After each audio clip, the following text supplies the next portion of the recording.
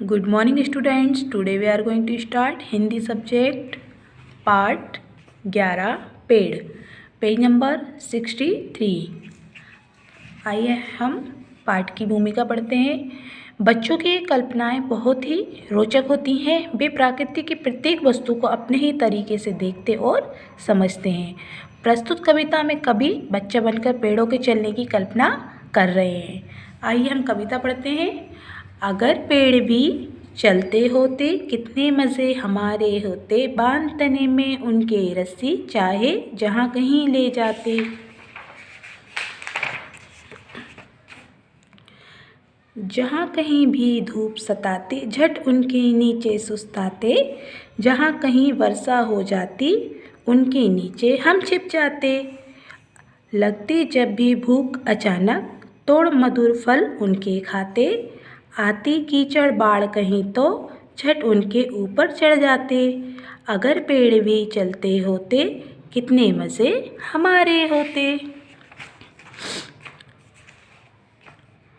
कवि कहता है अगर पेड़ भी चलते होते कितने मज़े हमारे होते, बांध तने में उनके रस्सी चाहे जहाँ कहीं ले जाते।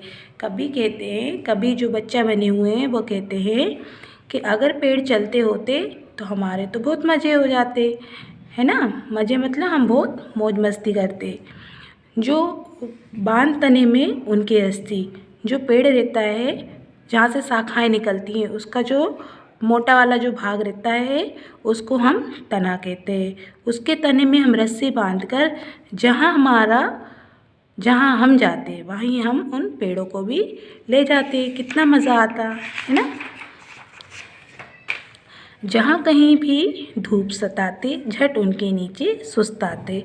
जब भी हमें धूप सताती हम पेड़ों के नीचे छिप जाते या पेड़ों के नीचे बैठ जाते।